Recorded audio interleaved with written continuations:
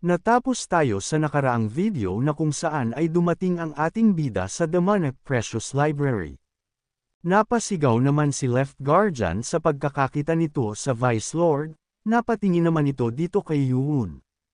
Sa isip nito, na ang lalaki na ito pala ang Vice Lord at ang alam nito ay nasa salo-salo siya, ngunit mukhang alam na ng mga ito ang kanilang plano.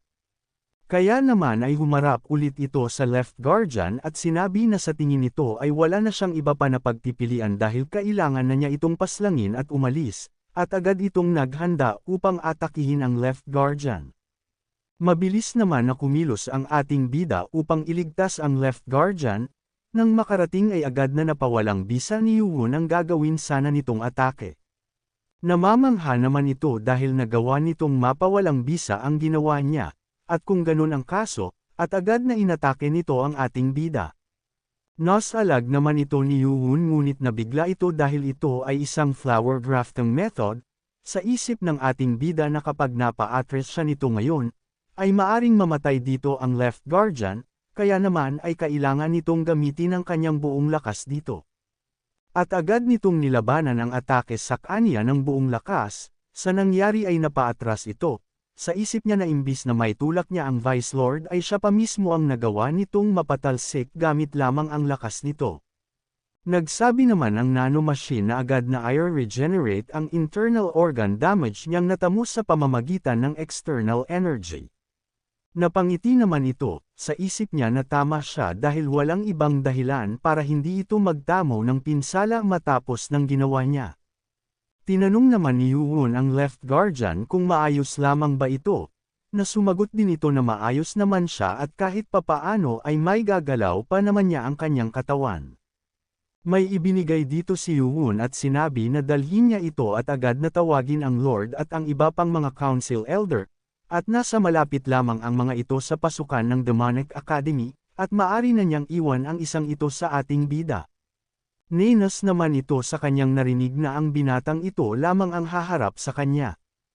Agad naman itong nagpadala kay Yuun ng sound telepathy at sinabi na maghintay lamang ito dahil hindi din siya magtatagal, at agad nang umalis dito ang Left Guardian. Pag-alis nito ay agad naman siyang nasundan ng Hangul na Master, at sinabi dito na tingin ba niya ay makakaalis pa siya ng buhay dito, ngunit nabigla ito nang makita sa kanyang harapan ang ating bida. Sa nangyari ay bigla itong napaatras na lang. Matapos ay inatake ulit nito ang Left Guardian na papaalis gamit ang malayuang pag-atake, ngunit mabilis lamang itong naatake ni Yuun upang hindi tumama sa papaalis na Left Guardian. Sa nangyari ay naiinis ito sa ginagawa ng ating bida sa pagharang sa kanya. Sabi dito ni Yuun na ngayon ay ang kalaban nito ay ang ating bida na.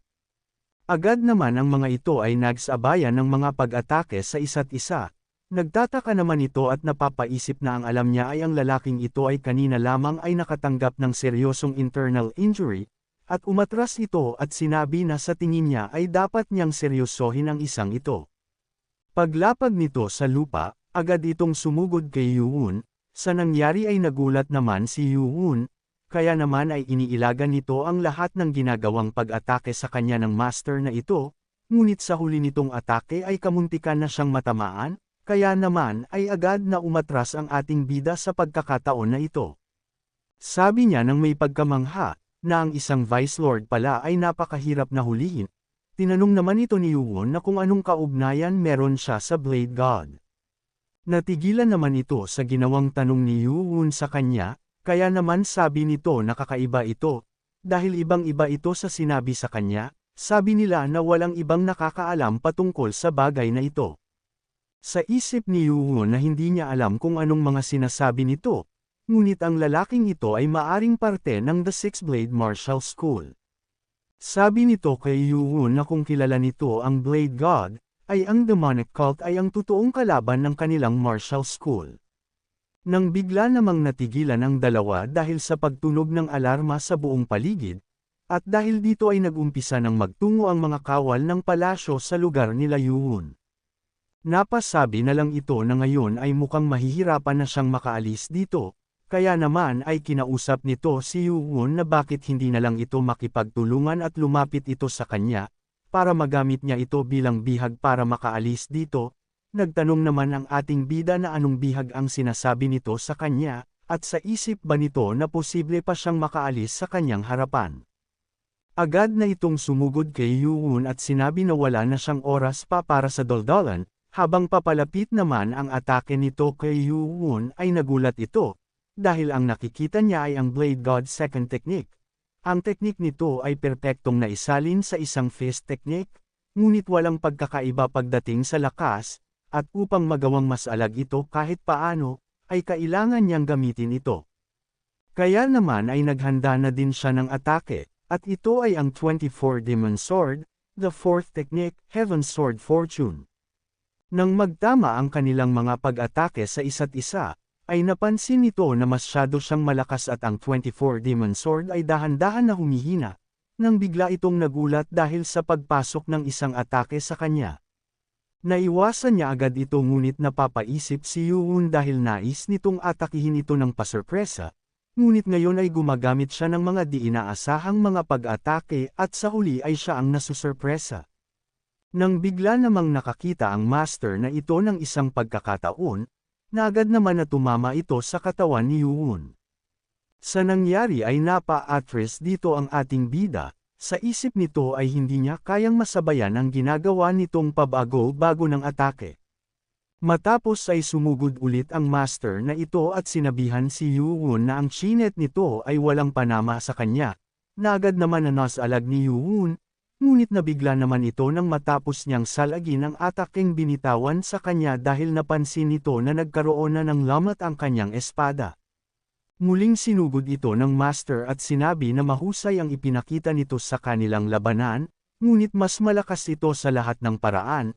Nagawa namang mas alag ito ni Yuun gamit ang kanyang espada, ngunit dahil sa lakas ng master na ito ay nawala siya sa kanyang depensa. Kaya naman ay nakita itong pagkakataon ng master, at agad na inatake si Yuun sa kanyang katawan. Sa lakas ng atakeng kanyang natamo ay napasukan na ito ng dugo, at nagawang mapatalsik sa malayo.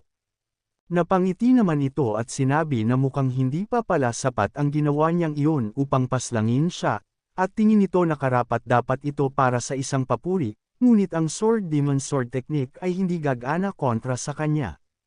Sa isip ni Yuun na alam din pala nito ang patungkol sa 24 Demon Sword, sabi nito sa ating bida na ngayon ay malalaman na nila sa pagkakataon na ito, na ang demonic cult ay hindi magagawang manalo laban sa kanilang martial school, kaya naman ay itigil na ng Vice Lord ang pagmamatigas at sumunod na lang sa gusto nitong mangyari, ang gawing bihag ito.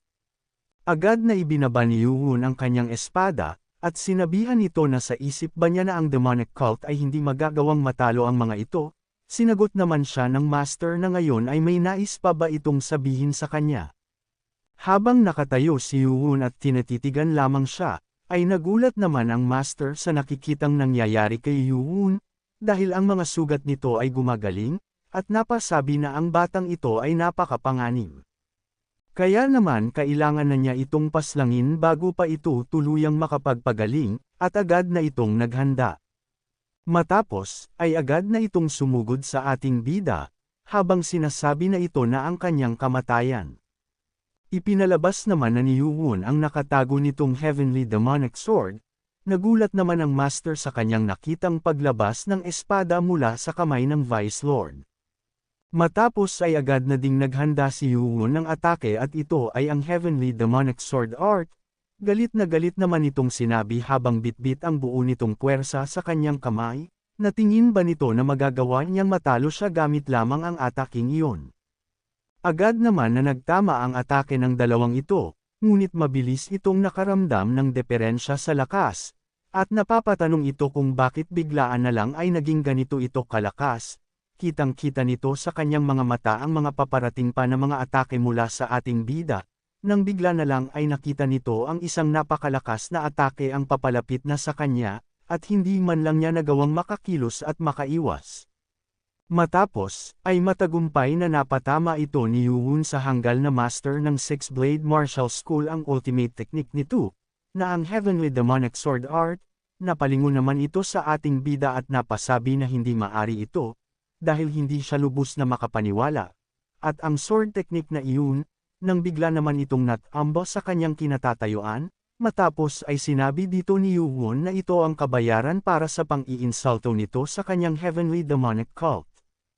Kung umabot ka na sa parte ng video na ito ay maaari lamang na i-click ang like at super thanks sa baba bilang pagsuporta. Maraming salamat.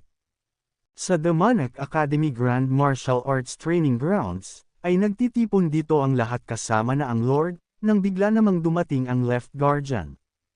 Agad itong tinanong ng Lord at sinabi kung nasaan ang kanilang mga kalaban, sumagot dito ang Left Guardian na hinang-hina, at sinabi na ang kalaban ay nasa Precious Library, at ang Vice Lord at ang nanghimasok sa kanila na mula sa Martial School ay naglalaban sa oras na ito.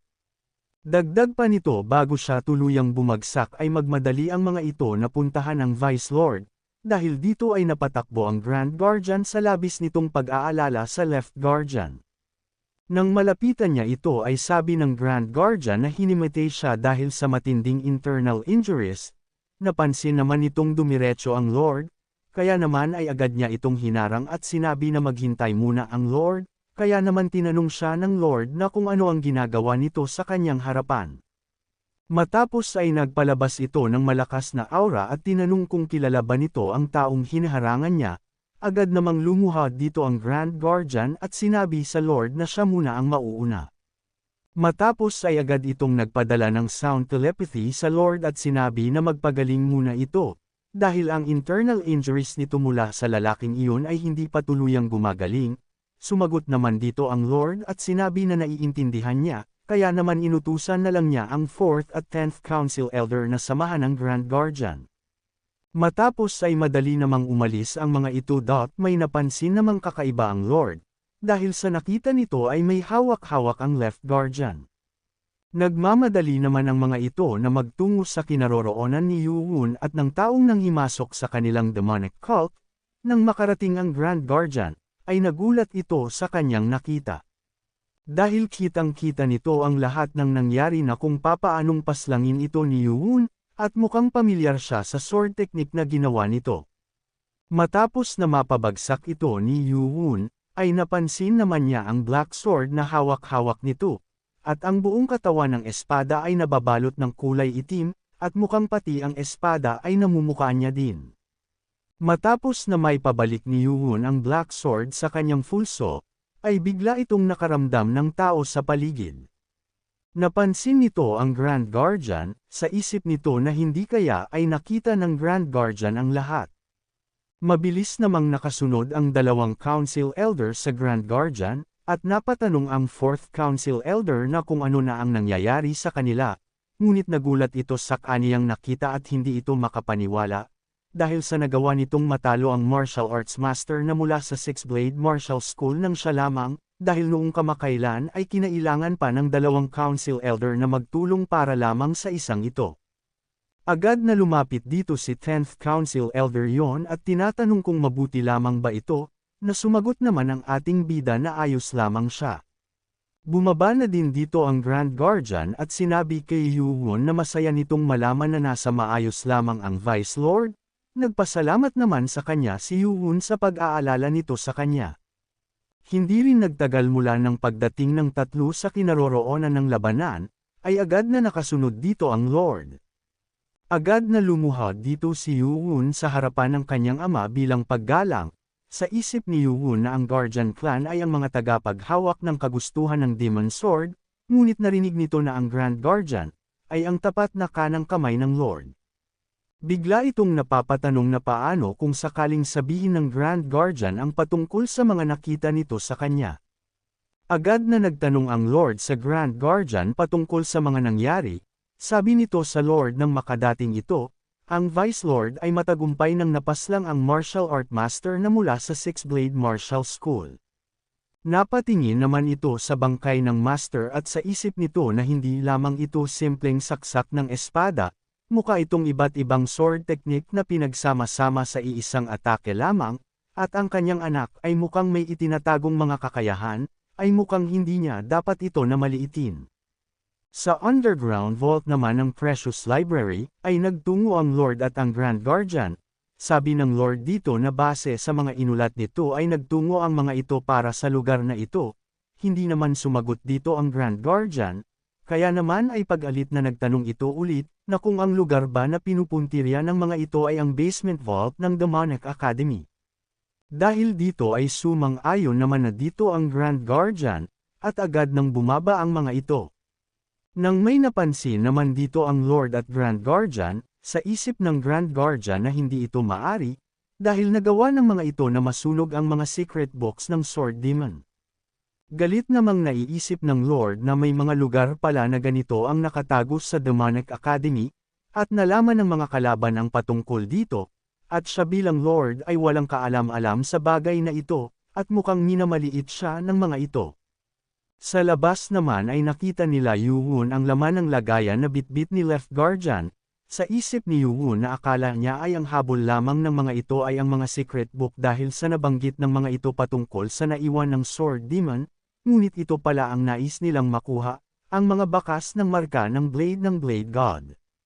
Bukod pa doon ay ang taong iyon ay alam din ang 24 Demon Sword, at papaanong ang mga nagsasabing mga tagasunod ng Blade God ay nais na makuha ang mga marka ng Blade na naiwan ng Blade God, at ano ang tunay na pagkakakilanlan ng Six Blade Martial School. Ang pagkabahala sa Demonic Cult's Castle ay tumindi, ang lahat ng mga kawal ay tinuon ang paghahanap buong araw at gabi upang makuha ang mga katawan ng mga patay na kasamahan nila at upang mahanap ang mga posibleng mga espiya, ngunit wala na silang nakita pa na iba pang mga bakas kundi ang 4 na lalaki lamang na iyon. Sa Heavenly Demonic Cult Banquet Hall, ay nandito nagtitipon ang mga Martial Artist Alliance. Napapatanong naman dito ang isang clan leader kung hanggang kailan naman kaya sila mananatili sa lugar na ito.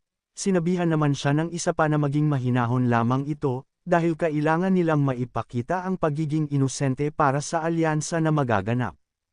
Sabi naman ng second strategist na nasabi na nila ang lahat ng kanilang nalalaman, at mukhang gagawa na ang mga ito ng desisyon, kaya naman ay sinasabihan niya ang mga ito na maging mahinahon ng kaunti pang oras. Wala namang magawa ang mga ito kung hindi ang sumang-ayon na lang sa sinabi sa kanila ng second strategist. Sa isip naman nito na naalala na nito ang lahat, at naiinis siya dahil ginamit ng mga ito ang pagkakataon. Habang ang mga ito ay naglalakbay upang makipagkita sa dalawang master sa Jiangxi matapos na bigo na makuha muli ang teritoryo ng Anhui, ay nagawa silang tambangan ng mga hindi niya kilalang mga tao, at nang magising ito ay parte na sila ng prosesyon ng Martial Arts Alliance, at nang matapos ang hipnosismo na ginawa sa kanya ay hindi nito sukat akalain na ang mga kalaban pala ay ang kanyang mga personal na gwardya. Siya ang ginawa nilang targetan dahil siya ay palihim na gumagalaw para sa ninanais nitong pakikipag-alyansa, at ang tangi lamang na nakakaalam ng mga bagay na ito ay ang mga tao sa naganap na pagpupulong, at ito ay ang mga 17 master ng Martial Artist Alliance, at isa lamang ang ibig sabihin ng mga nangyayaring ito, ay isa sa mga 17 masters ng Martial Artist Alliance ay isang espiya ng kalaban. Kailangan niyang masigurado na ang alyansa na ito ay matagumpay na mabubuo at makabalik ng ligtas, ngunit ang mga ito ay hindi sila magagawang mapalaya ng mabilis dahil sa ang Vice Lord ng Demonic Cult ay nagawa niyang atakihin. Kaya naman kung gusto mo na masubaybayan ang ating kwento ay i-open mo lang ang notification bell pagkatapos mo na mag-subscribe.